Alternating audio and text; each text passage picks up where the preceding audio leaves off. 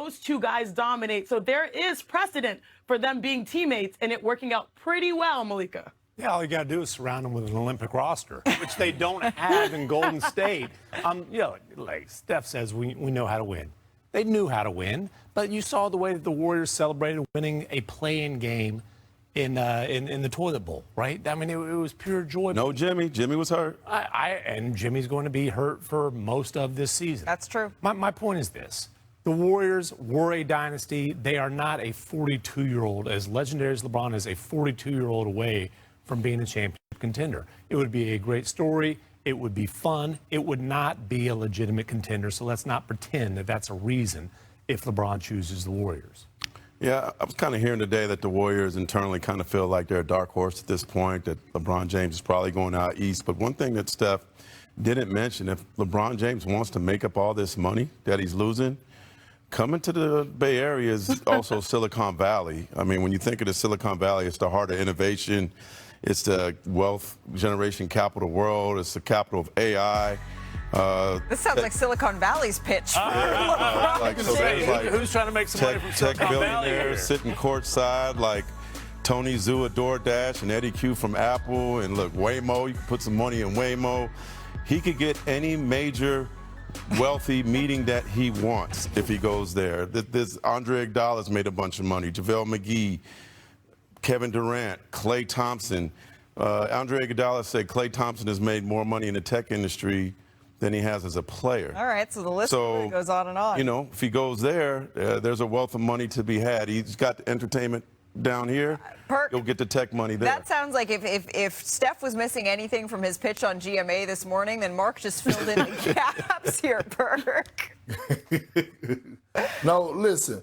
And look, I'm going to be 42 in about 5 months. And as I get older, the only thing that I want in life is happiness. I just want to be happy. Damn it, and I feel like LeBron and Steph are both at the stage of their career that, yes, they want to compete for a title, but they both just want to be happy. And let's keep it a buck. Both of those guys hadn't smiled for a long period of time or been happy since they both won the Olympics together. Steph Curry deserves to be happy. LeBron James deserves to, if this is going to be his last year, to play his last year being happy and competing. Those two guys together is like a marriage. They bring joy to one another.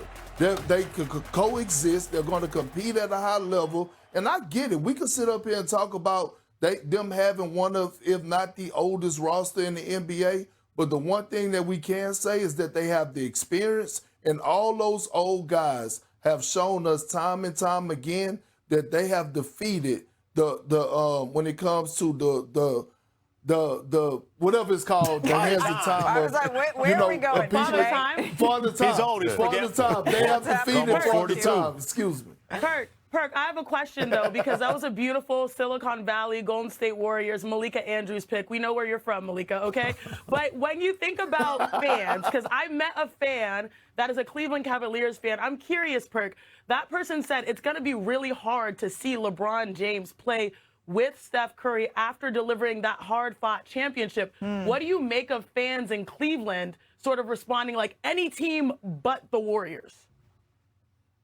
Well, I'm going to take it a step further. I'm going to think about my journey with LeBron James. As a guy that battled against him in AAU, played with him on the Oakland Soldiers, that's a whole nother story. But also, the McDonald's game was in Cleveland, Ohio, in that arena. Watching him get drafted, and then towards the back end of my career, being on the team with LeBron James before he departed and went to L.A., like in a perfect world, I would love to see LeBron James go back to Cleveland, ride it off into the sunset, be around his family or friends, pack out arenas, get everything he deserved, all the flowers all year long while still being able to compete. But then on the fan side of me, I still want to see Bron and Steph on a night-to-night basis.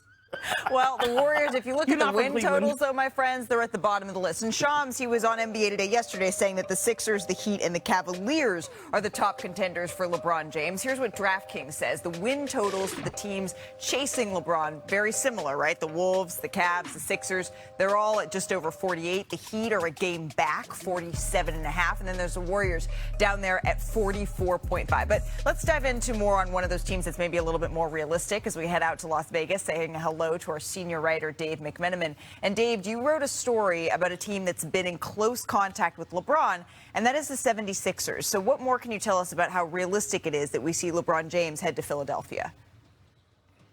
Yeah, Malika, I don't know if I can tell you how realistic it is. I can tell you, though, that the Sixers still believe they have a legitimate chance. And their pursuit of LeBron has not slowed down. It's being led by Tyrese Maxey, who's called LeBron a big brother before, a guy who's a fellow Clutch Sports client who works out with LeBron in the summer times. Joel Embiid has also been in touch with LeBron. We know that he paired up to win a gold medal with him in Paris. Jalen Brown, the newest Sixer, the acquisition of Jalen Brown by Mike Gansey, who was an executive with the Cavs who grew up in Northeast Ohio, competed against LeBron James in high school. That acquisition made the Sixers a legitimate candidate here, and Jalen Brown has also been in touch with LeBron, I'm told, and it's ongoing conversations. Now, listen, none of us know, but I would say that when the Sixers look at this situation, they feel like they can look Rich Paul in the eye, or if they ever get a chance to actually pitch directly to LeBron and say, this gives you your best chance to win. Of course, Joel is a big X factor there and his health, but with Jalen Brown coming off the season that he had, Tyrese Maxey, a two-time All-Star, VJ Edgecombe, they added a spacing shooter, I should say, in Dean Wade from Cleveland. And then you also have the carrot of a 43-year championship drought for the Sixers. And if he was able to finish that task and say, I played for 4 different franchises, I won 5 championships, and I won one for each of the teams that I played for, including erasing a 52-year drought in Cleveland for all of our pro sports teams, and giving these long-suffering Philly Hoops fans something to remember and cheer about for the rest of their lives. That's a pretty special ending. And so, again, when you put all that together, the Sixers still feel like they're in it. Yeah, and I think when you frame it that way in terms of legacy, that could be something very interesting to think about. Dave, thank you for that insight. Let's get Chene back in here if we could. Actually, let's bring the whole game. The Sixers, that's interesting. Do they give Chene LeBron the best chance at winning a 5th ring? Because when you look at their roster, I mean, it's pretty good. Let me go macro, because going to the Eastern Conference is actually addition by subtraction. And I say that because you are losing the ability to have to play in the postseason Anthony Edwards, Luka Doncic, Shai Gilgeous-Alexander, Victor Wembanyama, Nikola Jokic, Kevin Durant. That's addition by subtracting yourself from the West. I hope everyone could understand that mathematics. I was bad at math, you know this, but I'm following you.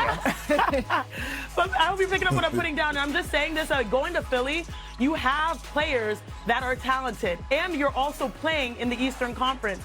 That starting 5 is pretty well-rounded. And the biggest question mark is Joel Embiid's status, his health.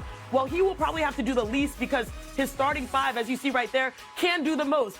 VJ Max, Jalen Brown, LeBron James at the 4. That's honestly a perfect basketball starting 5 in my eyes, with guys that can do it in different ways. And so going to the East, and particularly to this squad, to me looks pretty attractive from a basketball standpoint. And so I feel like that's why it's addition by subtraction. Yeah, I think Philly's got a great fantasy basketball team. I'm curious to see what the fit is on the floor, with or without LeBron. Look, man, Jalen Brown wants the ball, needs the ball. Same with Tyrese Maxey. Same with Joel Embiid. VJ Edgecombe, he probably wants the ball a lot too. So I'm curious about the fit there. But I'll be honest, I don't want to see LeBron put on a uniform he's never worn before to finish his career. I don't want, like, Michael Jordan looked weird in a Washington Wizards uniform.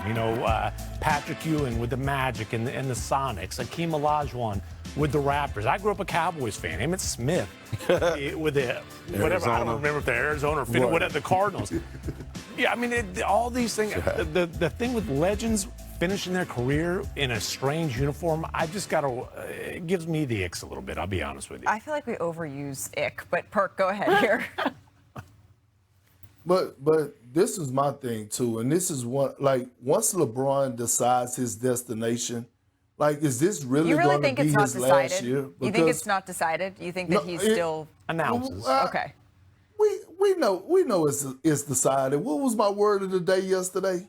I do not recall, but Grandstanding. grandstanding. Grandstanding. That's right, Grandstanding. Janae. Yep. Yeah. You're right.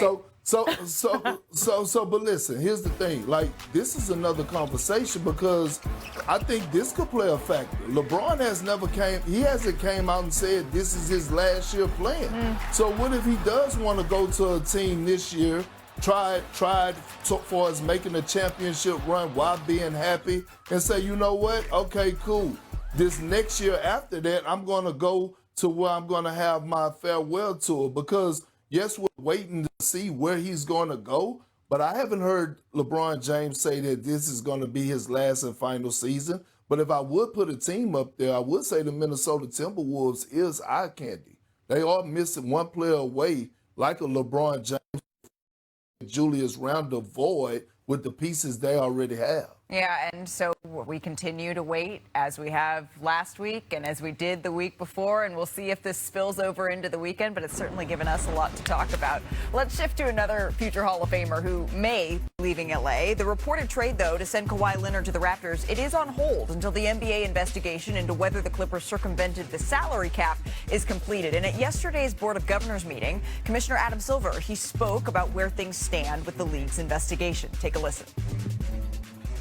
I'm hopeful that it will wrap up this summer, so that would continue to be the goal here. And I just want to clarify, so everyone understands, I mean, the league did not pause the trade.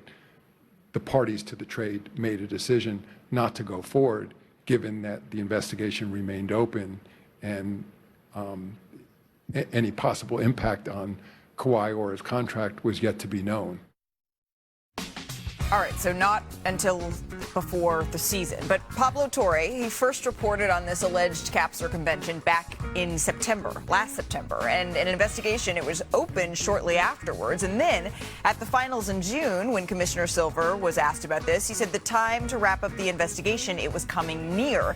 And then on Tuesday, he said it needs to wrap up before the beginning of next season, which of course it does, because you need to know if you're going to be able to have a player on your team or not. It's been 10 months, Tim. What do you make of this? Yeah, Adam Silver is contradicting what he said at the beginning of the finals in early June. And he was right then.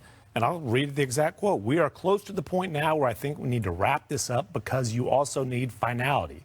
The team has to understand what situation they're going to be operating under, and so do the other 29 teams." That's right. And by that, he meant what are they operating under as they head into free agency and the trade market. So he knew this needed to be wrapped up weeks ago. And now it's weeks later. And so it doesn't make sense. You can tell me you're not in charge of the investigation. You're in charge of the league. It is time for a decision to be made, for there to be some clarity. And if the Clippers and Raptors have to go back and negotiate based on the ruling, that's fine. Let them get about that business. I think the assumption is that the Clippers are fearful of what's to come. But I'm hearing that they want to get this done, that they feel like Steve Ballmer was a victim, that he's going to be innocent. We'll see. But they're eager to get this done, and it's deeper than the Clippers. There's so many teams, players.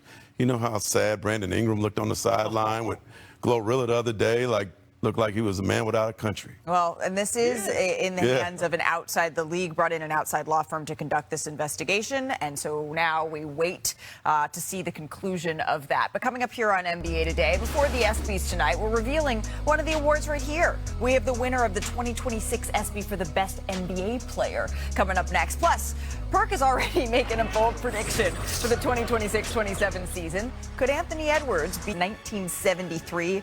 With a thrilling series of comebacks. But who will take home the ESPY? Can I get a drum roll, please? And the ESPY for the best NBA player goes 2, 3, 2, 1. Jalen Brunson. Jalen Brunson of the New York Knicks. That shelf is getting a little bit crowded here for Mr. Brunson with all the accolades that he has added in the 2026 season. Perk's been calling him Big Body Brunson all year long. Why did he deserve to get this nod, Perk?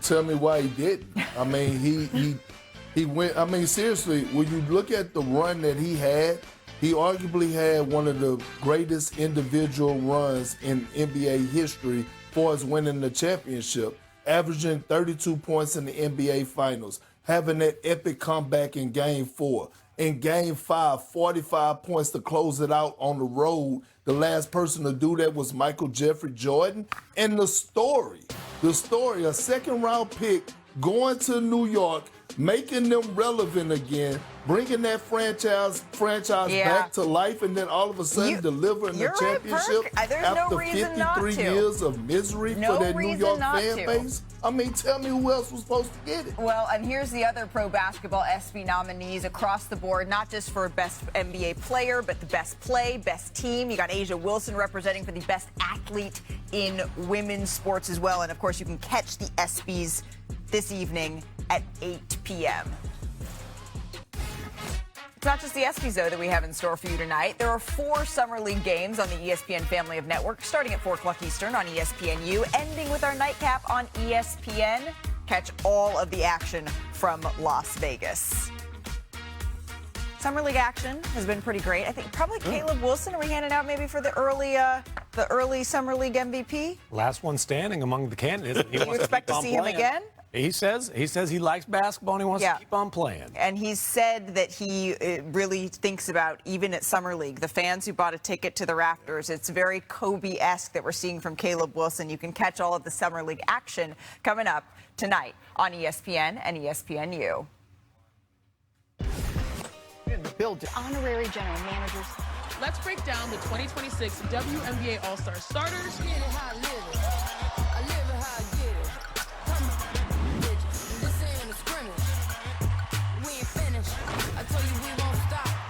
Let's reveal the All-Star reserves. Bouncing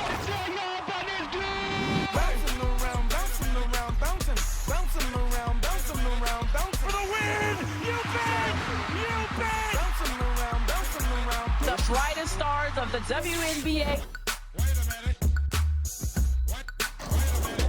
Welcome to the 2026 WNBA All-Star Draft Show. And we're just a couple of minutes away from finding out which All-Stars will play for Team Cooper and which will play for Team Weatherspoon, although we're calling it Team Spoon around these parts. The game is happening on July 25th in Chicago, so let's just take a look. These are the 10 starters voted on by you, the fans, as well as current players, WNBA media members as well. But before we get to the drafting, allow me to reintroduce 2 women who need no introduction, 2 honorary general managers who will be making the picks, starting with 4-time champion with the Houston Comets. She's a 2-time league MVP. The legend, Cynthia Cooper. Cooper was a 3-time All-Star in her own right, led the league in scoring 3 times throughout her Hall of Fame career. And by the way, her 4 titles, that was back to back.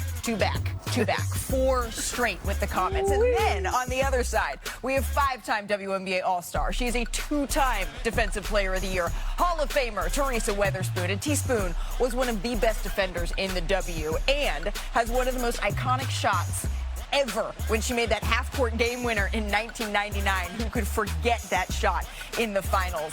And how lucky are we to have these 2 honorary general managers in studio with us today? Cynthia Teaspoon, thank you so much for the time. Thank you. Man, I'm happy to be here until I saw that shot. Come on, you know, we had to relive it only once, just at the top of the show. That's all we need. This is the top of the show. Did you see her sit on the floor and like point like God got me? I thought that's how we were going to start the show today. I thought she was going to be over there just I started to. once again. I started to. You all both know this All-Star game in your own right. When you're thinking back to your favorite memories that you have thinking to the All-Star game, what are they? Of course, playing in New York City. That first one being in New York City, the fun that we knew we were going to have, because I wore the jersey, but being in New York City. But when you look over and you see Whitney Houston, man, that was when she did the Star Spangled Banner. Yeah, absolutely. It was great. It was great. That's probably my fondest memory. But I will also say there's something to be said about the camaraderie that you have when you're playing with people that you played against. the entire year. Right. And so there's something to be said about that type of locker room and all of the stars playing. Yeah, you kind of get to know what that person is thinking because of the competitive nature. Yeah. You're in the locker room with them now. You kind of get a feel for, okay, this is why you are who you are. So you get a feel for it in All-Star time. I'm not sure that I can top the Star-Spangled Banner by Whitney Houston, but I'm going to venture to say that this All-Star draft, it's going to be topping that list of All-Star memories for you. Without further ado, shall we get this thing started? Let's get it started. All right, let's do it. So a coin flip was conducted, right? And that determined which general manager would be assigned. The leading vote getter, Paige Beckers, and Cynthia, that was you. So you are assigned to Dallas swing star Paige Beckers.